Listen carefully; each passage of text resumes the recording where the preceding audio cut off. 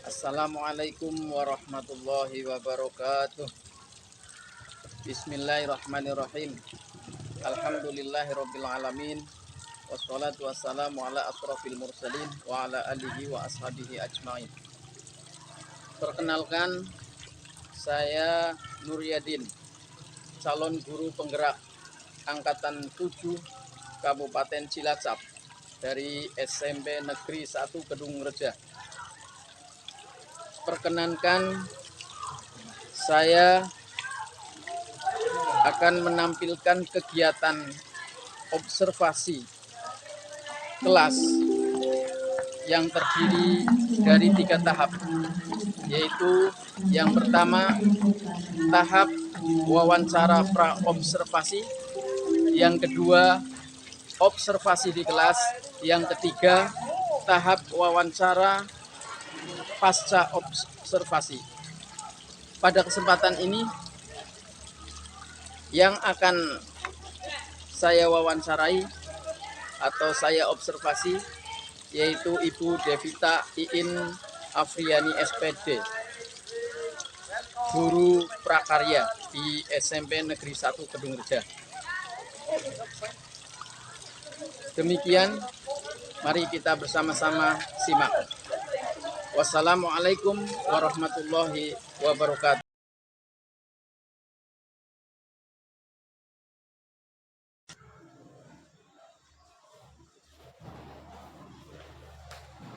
Selamat pagi Bu Devita. Selamat pagi Pak Rudi. Iya, ini Bu, sebagaimana yang kita rencanakan kemarin, bahwa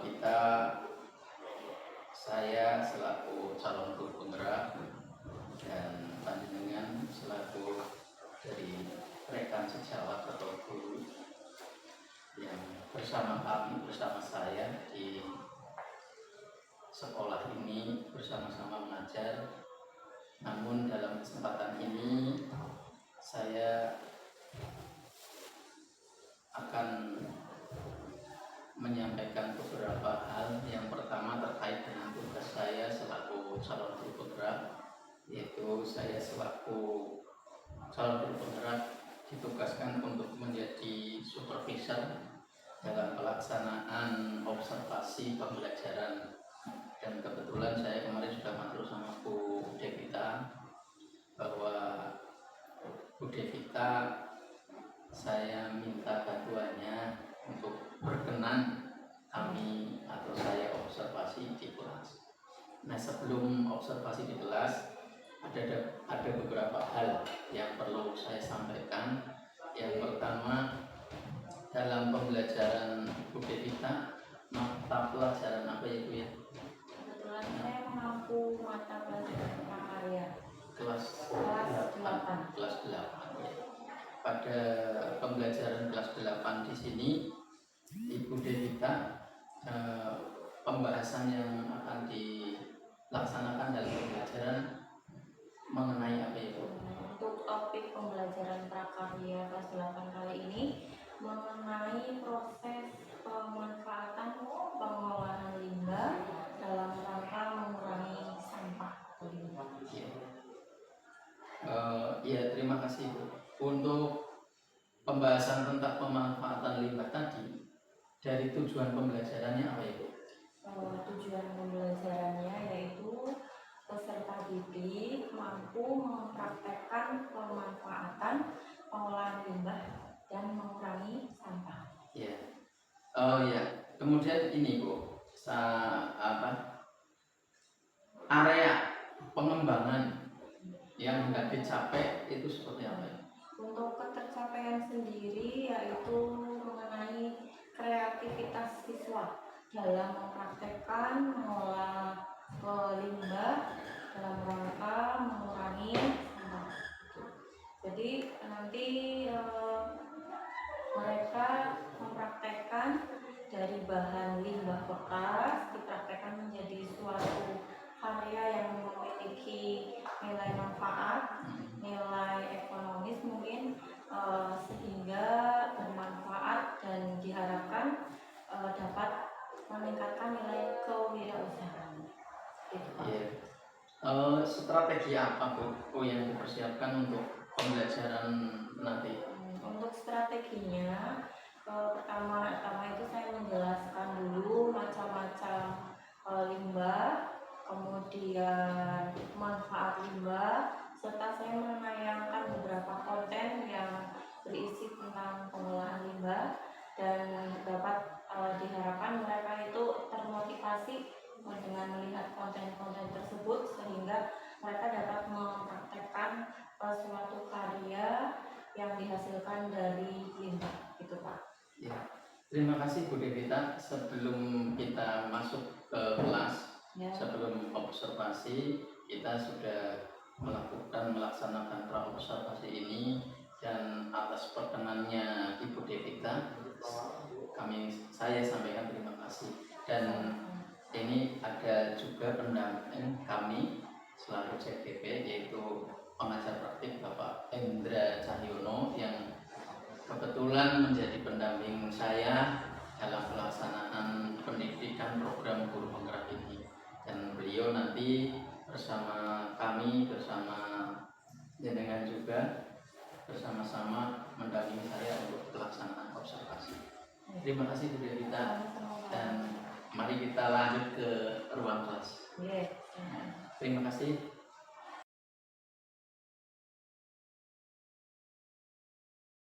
Selamat pagi semuanya. Baik. Gimana kabar kalian hari ini? Baik. Alhamdulillah semuanya sehat, dan hari ini kita bisa melanjutkan pelajaran seperti hari kemarin.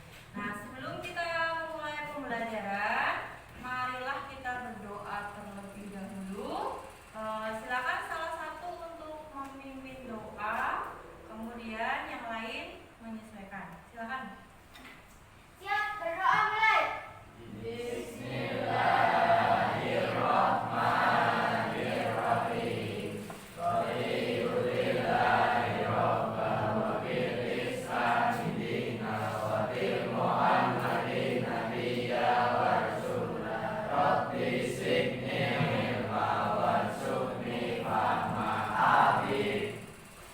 Ya, di pertemuan minggu lalu ya, kalian sudah mempelajari tentang kerajinan dari bahan keras. Nah, pada pertemuan kali ini kalian akan mempelajari dan mempraktekkan nanti ya kerajinan dari bahan limbah ya, limbah dari sampah, bisa dari bahan ataupun dari limbah yang keras. Nah, sebelum kita memulai pembelajaran supaya semangat ya, nah kita pemanasan dulu supaya kalian konsentrasi ya. Nah, kita bermain tepuk-tepuk dulu ya. Nah, untuk yang pertama ada tepuk pagi, tepuk siang, dan tepuk malam. Nah, kalau tepuk pagi kalian tepuknya sekali. Nah, ini ya.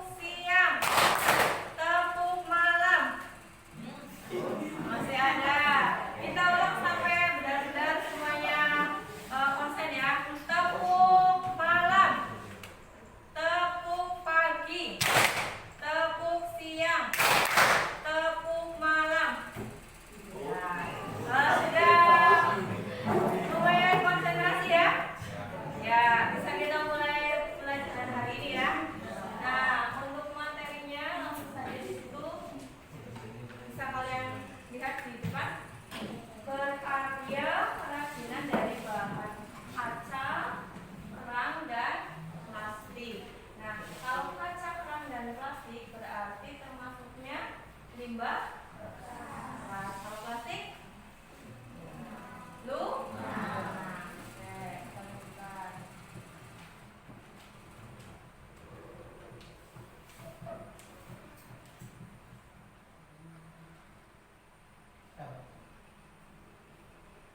Yang bawah. Yang pertama, nah ini beberapa contoh bahan limbah yang bisa kalian buat menjadi bahan kerajinan ya. Yang pertama adalah tempat wadah uang receh dari botol plastik. Yang pertama bahan-bahannya adalah botol plastik minuman. Kemudian yang besar, kemudian diberi resleting ya. Yang kedua adalah benang jahit. Lalu ada lem, kemudian cat semprot. Lalu peralatan yang digunakan adalah jarum jahit, gergaji atau cutter. Nah, ini tahap-tahapannya. Yang pertama adalah persiapan 2 botol plastik minuman dengan kualitas yang baik. Dicuci bersih, kemudian dipotong atau digergaji ya. Lalu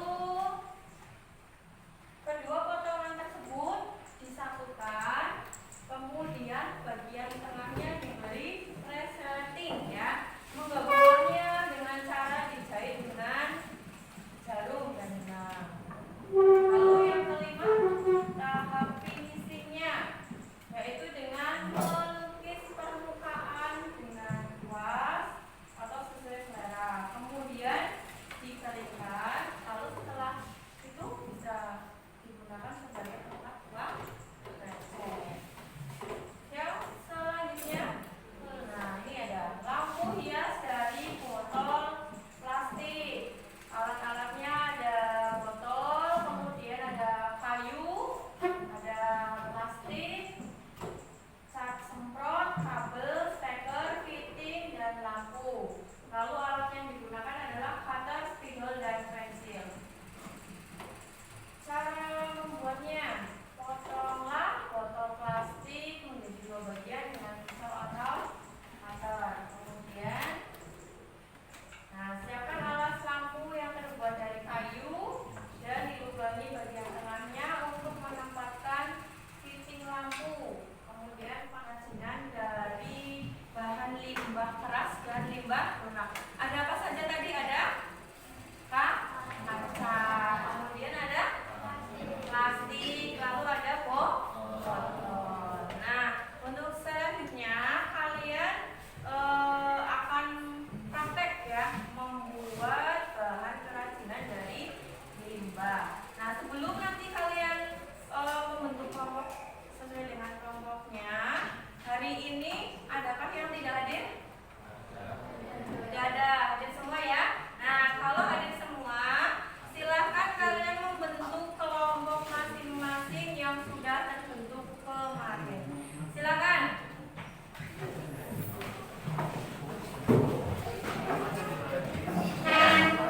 Oh, tidak hadir. Ada yang tidak hadir. Oh, kenapa? Ya, sudah. Yang sudah hadir, silakan membentuk kelompok.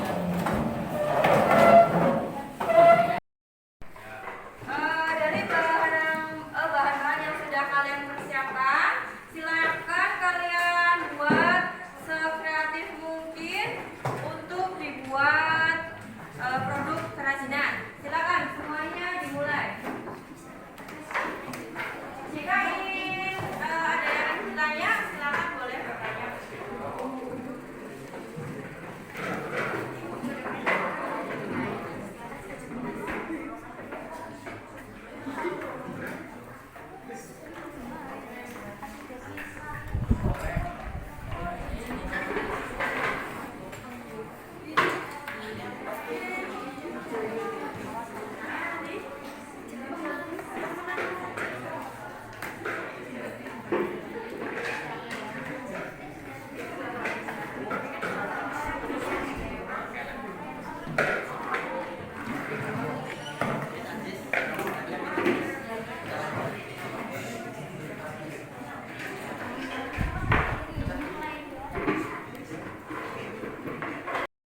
Di chat ya. ya, diberi warna supaya tidak memotong kelas. Silakan kalian catnya di luar kelas ya.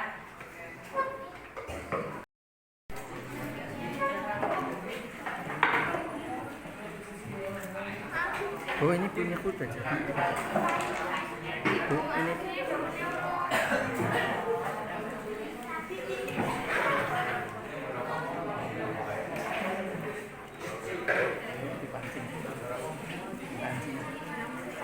Ini udah jadi. Bagaimana ini sudah jadi? Sudah jadi, tinggal merangkai saja ya. Ini dari bahan limbah lunak sedotan ya, dari plastik sedotan. Nah ini sudah jadi, sudah bagus. Tinggal finishing diberi hiasan, dimasukkan ke nah ya. Ini sudah bagus ya.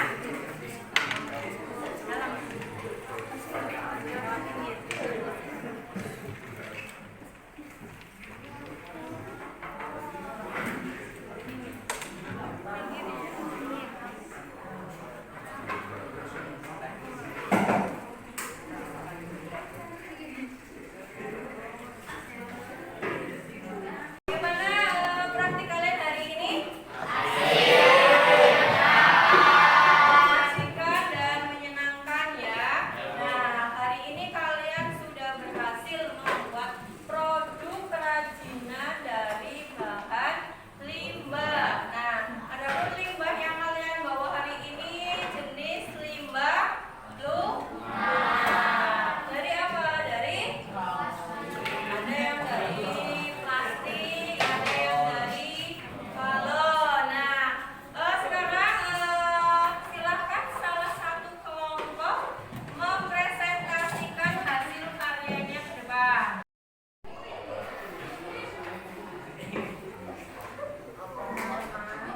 Teman-teman, saya dari kelompok 2 ingin menjelaskan kerajinan dari bahan plastik.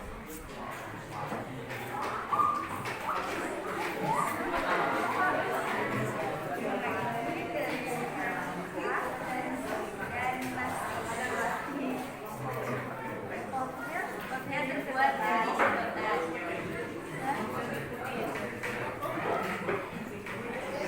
Sekian dari kami.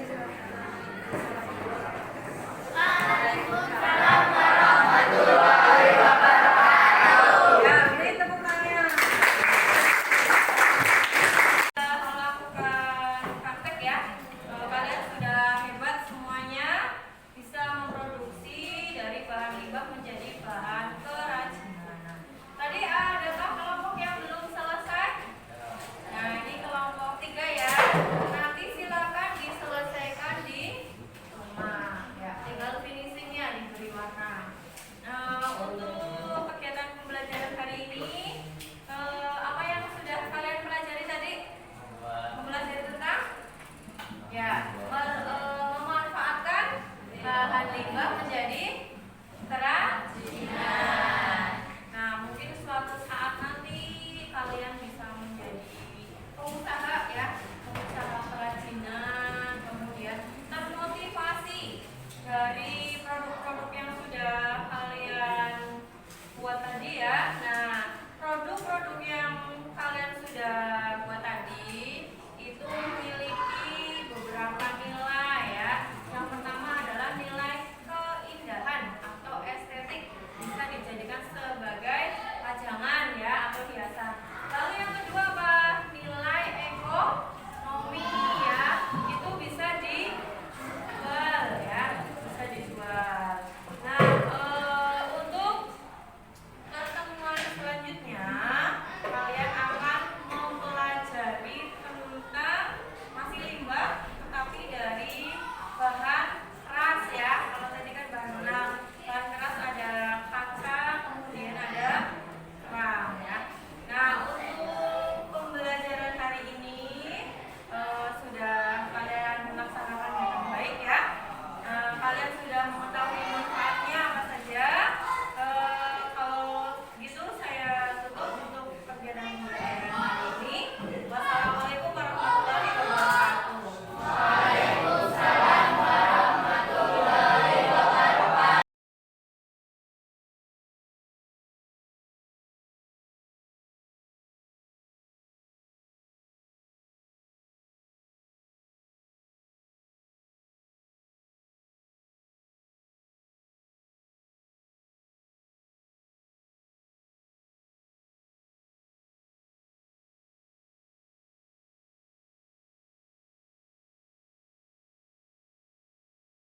Terima kasih Bu Devita yang telah melaksanakan pembelajaran dan membantu kami, saya selaku CGP dan juga Pak Indra Cahyono selaku pengajar praktek dan telah melaksanakan pembelajaran di kelas, membantu saya dalam hal berobservasi.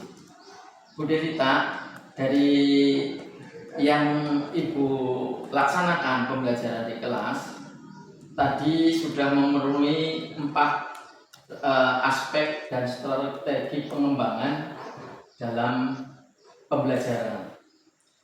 Di antaranya 1, tujuan pembelajaran Ibu telah menyampaikan secara baik, lesan dan ditampilkan dalam bentuk presentasi. Kemudian yang kedua, hal pembukaan dan penutupan pembelajaran itu juga sangat menarik, dibuka dengan memberi support, memberi semangat pada peserta didik dan ada refleksi secara baik sehingga tercipta suasana kelas yang nyaman dan kondusif. Yang ketiga, berpusat pada peserta didik, pada murid.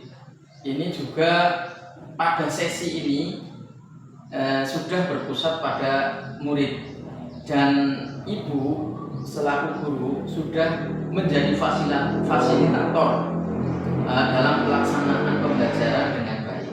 Kemudian yang keempat, pembelajaran yang dilakukan sudah dengan cara pembelajaran berdiferensiasi, di mana pembelajaran tersebut memberikan kebebasan murid untuk berkreasi dan sebelumnya telah memperlihatkan konten-konten atas petunjuk-petunjuk yang Ibu tampilkan dan menghasilkan produk yang bermanfaat insya Allah bagi peserta didik. Itu Ibu dalam observasi saya. Untuk itu saya minta refleksi Ibu, seperti apakah dari pembelajaran tadi yang Ibu rasakan secara ini. Baik, terima kasih Pak Mudadin. Untuk refleksi pada pertemuan pembelajaran kali ini, yang pertama itu adalah terbatasnya waktu, itu jelas.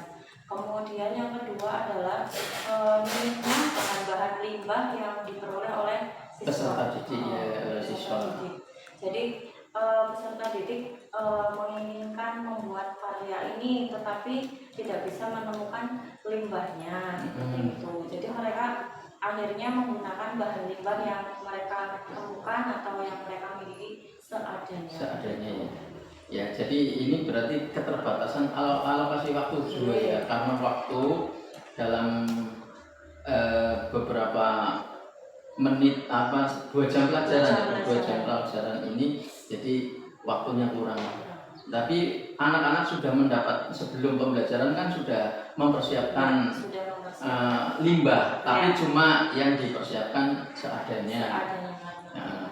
Selanjutnya Ibu, dari pelaksanaan pembelajaran tadi itu secara pendapat Ibu rasanya bagaimana terhadap peserta didik? Itu peserta didik merasa antusias atau bagaimana menurut Ibu? Yang saya rasakan dan saya perhatikan tadi selama proses pembelajaran itu, saya melihat peserta didik itu antusias, kemudian mereka bisa menghasilkan karya yang berfungsi, kemudian memiliki nilai ekonomi atau bisa dijual seperti itu Pak.